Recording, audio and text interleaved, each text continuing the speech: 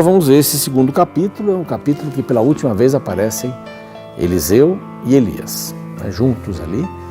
Eliseu então vai ser trasladado, como você já sabe da história, e eles aparecem juntos. E há alguns testes que Elias fez com Eliseu. Ele já havia deixado para trás uma junta de bois, havia matado os bois e feito um sacrifício com a madeira dessa junta, não é, de bois, dizendo assim: meu passado acabou, agora é contigo. Eu vou andar contigo, vou aprender contigo, eu quero estar contigo, Elias, e vamos aprender juntos. Eu quero que Deus fale no meu coração, eu quero servir. Era um camarada altamente servidor. Tinha esse aspecto da vida que muitos de nós podemos ter também, né? Quando olhamos só para nós ficamos corcundas, né? Mas quando olhamos para fora, para cima, para fora de nós vamos enxergar muitas necessidades. E Eliseu foi um camarada assim.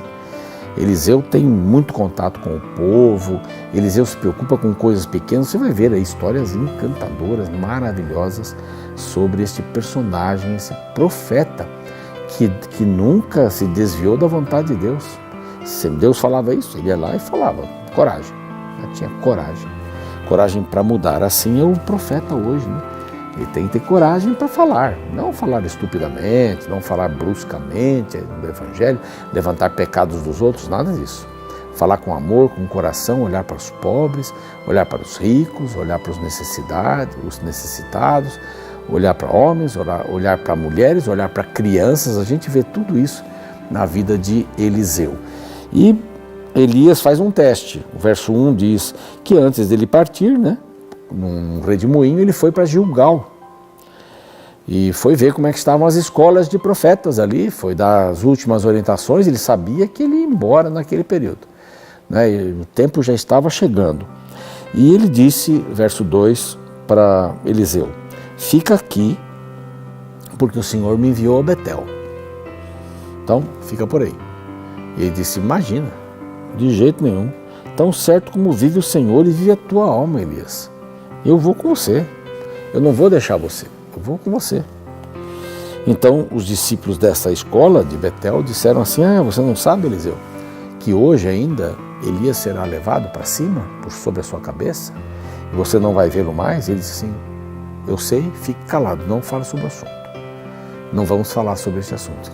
Tinha moral já diante dos alunos da escola dos profetas, né? Pois, mais um teste. Ele vai agora para Jericó. E ele diz: fica aqui, porque eu vou para Jericó. Deus me mandou para Jericó. Ele disse: não, de jeito nenhum, como o Senhor vive e como você vive a tua alma, não te deixarei. E assim foi para Jericó. E os discípulos desses profetas em Jericó, dos profetas, né, em Jericó, disseram a mesma coisa. Você não sabia que hoje você vai perder o seu mentor? E ele disse assim: sei, então fiquem calados. Vamos desfrutar do que nós temos ainda, não do que nós não temos, né? É a história do meio copo cheio e meio copo vazio. Nós temos o meio copo cheio, então vamos desfrutar. Não é? Quando ele ficar vazio, a gente decide o que fazer, mas nós temos ele cheio ainda. E podemos desfrutar desse Elias. Bom, terceira vez, mesma coisa. Fica aqui porque fui enviado para o Jordão. E ele disse: sim, como o Senhor vive tua alma, eu não vou deixar você. Então foram 50 discípulos da escola, não é? Se colocaram ambos a uma certa distância, ambos pararam junto ao Jordão. Elias tirou a sua capa, dobrou a capa, enrolou a capa, verso 8, e bateu nas águas. E as águas se abriram e eles passaram em seco. Isso lembra a travessia do Jordão também, isso lembra também a travessia do Mar Vermelho, não é? Deus agindo com esses fenômenos da natureza. Bom, Elias, diante de Eliseu, já estava vendo seus últimos momentos ali, e ele diz: olha, o que você quer? Me pede o que você quiser que eu vou dar. Antes que eu vá, eu quero que você me peça, porque eu posso fazer aquilo que você pediu. Salomão também ouviu isso de Deus e ele pediu o quê? Sabedoria, discernimento entre o bem e o mal. Uma das coisas mais importantes da vida, discernir entre o bem e o mal, certo e errado. Esse discernimento é importante. Ele tem que estar baseado numa regra áurea, que é a palavra de Deus. E aqui para o nosso amigo Eliseu também feita a mesma pergunta. Ele não pede sabedoria, mas ele pede alguma coisa muito especial. Ele diz assim: peço-te que me toques por herança, porção dobrada do teu espírito. Não para se aparecer. Você lê aqui, você está querendo ser maior do que Elias, que o chamou. Não tem nada a ver com isso. Aqui ele está dizendo assim: eu quero por herança, então eu quero ser teu filho na sua herança. Quero ser teu filho na tua herança. Eu quero receber uma porção dobrada da tua herança. Como pai, eu quero que você me dê aquilo que de mais precioso você tem. Então, isso é maravilhoso, né? Ele se colocar no lugar de filho aqui. Bom, dura coisa me pediste, diz Elias, todavia, se me vires quando for tomado de ti, assim te fará. Se você não me vir, quando eu for tomado, então não vai acontecer. Essa questão Deus é que sabe. E eles estavam andando, verso 11, e falando, eis que um carro de fogo aparece. Não, possivelmente um carro de anjos, né? Não sei, uma carruagem, não diz claramente aqui, mas é possível que fossem anjos, né?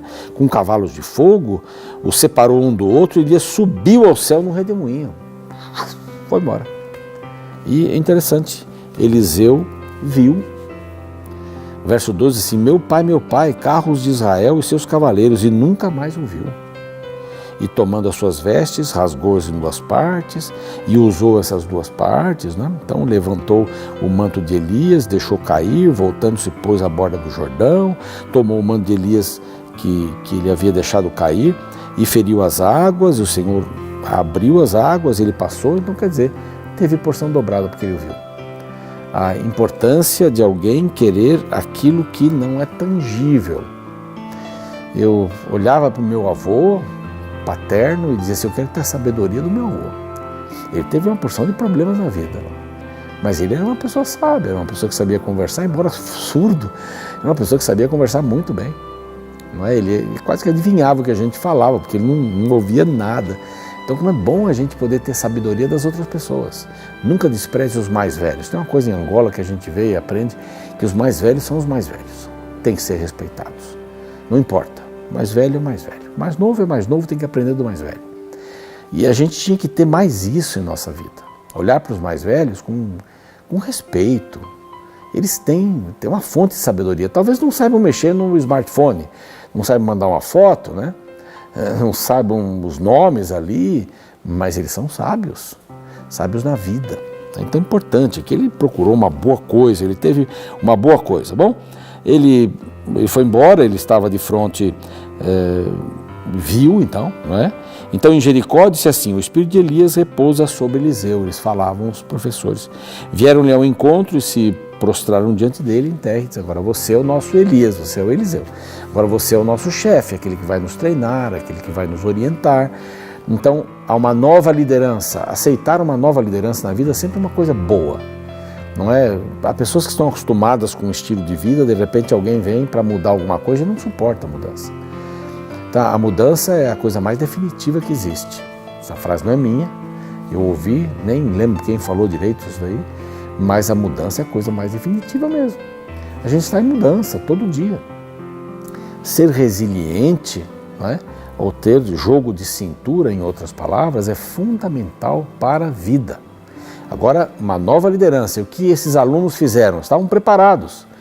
Essa passada que Elias deu foi justamente também para prepará-los e assumirem um novo líder, não é? Como uma pessoa importante que devia ser ouvida. Bom, eles estavam agora desejosos de procurar Elias, né? Mesmo sabendo que agora ele seria o novo chefe. Eles disseram: não, nós vamos fazer um grupo de busca de 50 discípulos e vamos procurar Elias. O que fez Eliseu? Não deu o seu primeiro sermão dizendo assim: o que é isso? Eu vi ele subindo, vocês vão procurar nada, vocês vão ter... Às vezes a gente tem que aprender com a experiência, né?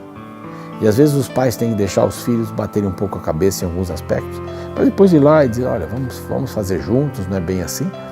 Os auxiliares, ou os aprendizes de profeta, ou os discípulos da escola dos profetas que queriam ver, ok, vão, fiquem à vontade. Querem ir, podem ir. E eles voltaram depois de 3 dias e não encontraram nada. Você mesmo falou para a gente não ir, mas nós fomos. E, pois é, mas tudo bem. Foram, viram, aprenderam. Vai ser assim o nosso ensino, nosso relacionamento. Tá bem? Eu não vou dar tudo mastigado para vocês. Vocês vão ter que passar a parte experimental das coisas. Bom, Eliseu então tem uma primeira atividade, né? Os homens da cidade de Jericó, disseram que havia uma água que não era boa, era uma água má. Águas são más e a terra é estéril. Então, Eliseu falou assim, me tragam um prato de sal. Um prato de sal, né?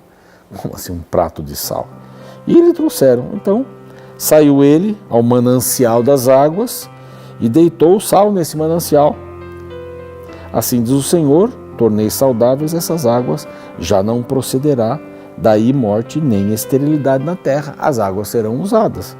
Ficaram, pois, saudáveis aquelas águas, no verso seguinte, verso 22, a gente sempre faz a Bíblia aqui para ler, claro, até o dia de hoje, o dia que foi escrito, sendo a palavra que Eliseu tinha dito. Então ele já começa a trabalhar. Ele já era profeta agora, ele era um aprendiz de profeta, com Elias vivo, agora ele substitui Elias e ele raspa os seus cabelos, corta os seus cabelos.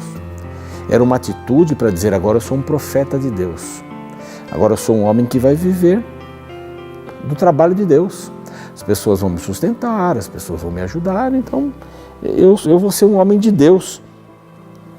E ele passa por um lugar, a partir do 23 até o 25, é uma história triste, é uma história cômica, triste, trágica e tudo junto de uma vez. Ele subiu para Betel, e indo ele pelo caminho, uns rapazinhos saíram para zombar dele e diziam, sobe calvo, sobe. Ele não tinha um problema de calvície, pelo que a gente entende aqui, mas ele cortou o cabelo para se humilhar diante de Deus, dizer assim, eu sou um profeta de Deus. Vou trabalhar com Deus agora. Era a sua iniciação, podemos dizer, sobre isso. Esses meninos que zombavam, eu estava em Betel, eles zombavam, lembra-se que aí Jeroboão já tinha trabalhado, né, já tinha feito ali um bezerro de ouro e tal. Então eles não acreditavam em Deus, não acreditavam nos profetas de Deus, estavam zombando, dizendo assim, sobe você também. Nós não precisamos de profetas aqui não, os profetas só atrapalham. Né? Vários disseram, esse profeta só fala mal, não fala bem, nunca fala bem de mim, claro, não andavam no caminho. Esses meninos estavam à beira do caminho, né? Eles estavam ali para criar uma situação desagradável para Eliseu, como se estivessem expulsando Eliseu da vida religiosa. Eles não tinham nem vida religiosa, eles já tinham escolhido os caminhos que eles queriam seguir. Então, isso aqui é muito sério, não é uma questão de assim, mexeu comigo? Pronto. Me chamou de calvo? Não, não era calvo, ele tinha cortado tudo, eu já falei aqui e repito. Ele cortou para se humilhar, para ficar, Senhor, eu não tenho nada, né? Eu só tenho o teu poder sobre mim. Como é bom quando a gente chega a essa conclusão da vida, né? Senhor, eu não tenho nada, eu só tenho o Senhor na minha vida. E eu quero desfrutar dessa relação contigo. Bom, aqui diz que virando-se para trás, viu-os e os amaldiçoou em nome do Senhor. Então 2 ursas, né? Estou lendo o texto aqui, saíram do bosque e despedaçaram 42. Dali ele foi para o Monte Carmelo, onde voltou para Samaria. Tinha maior intenção de cuidar das pessoas, de cuidar da vida das pessoas, de apoiar as pessoas, mas aqui era uma guerra espiritual. Era uma guerra assim, vai embora, deixe-nos em paz, nós não precisamos de Deus. Então foi uma lição para todos. Não acontece nada com pessoas assim, esses movimentos, essas situações, essas reprimendas não acontecem a pessoas assim, se todas as chances já não foram dadas para essas pessoas. Então, lamentamos profundamente, ridicularizaram Deus, não o profeta, aqui. Então é assim que o pessoal funcionava por ali naquela região. Eu gostaria de, nesse momento, orar com você. Tenho certeza que você tem suas necessidades aí, profundas, que a gente tem muito que aprender com Deus, aprender com os outros, que a gente tem que ser solícito, tem que ser amorável, que a gente tem que cumprir os propósitos de Deus para a vida, que a gente tem que ser respeitoso para com os mais velhos, Então, nós podemos orar juntos, entregando a Deus esses nossos dilemas. Pai querido, nós queremos colocar nas Tuas mãos a nossa vida, a nossa experiência de vida. O Senhor sabe que sem o Senhor não somos nada. E também vamos cortar o nosso cabelo, assim, espiritualmente, vamos tirar tudo, nós não temos nada. É o Senhor que nos dá as bênçãos, nós queremos recebê-las. Queremos recebê-las não para termos bênçãos, mas para sermos bênçãos, como foi a vida de Eliseu. É isso que te rogamos por Jesus. Amém.